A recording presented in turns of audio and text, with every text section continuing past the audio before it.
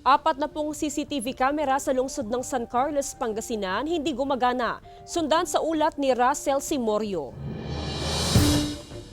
Offline o hindi gumaganang higit kalahating porsyento sa mga nakakabit na CCTV camera sa mga pampublikong lugar sa San Carlos City, Pangasinan.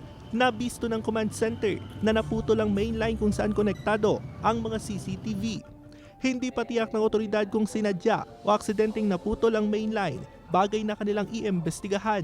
Na baka akala kakumpetensya yung line, yung pala linya na pala ng government yung nakakat. Nakipag-ugnayan ng LGU sa mga service provider para agarang maisaayos ang linya ng mga CCTV. Likewise, makakatulong yun sa pagmomonitor natin kaagad na makaka-quick response kaagad yung mga personnel sa safety, sa security kung may aksidente. Hiling ng mga negosyante na maibalik sa operasyon ng mga CCTV na pandagdag seguridad ngayong holiday season.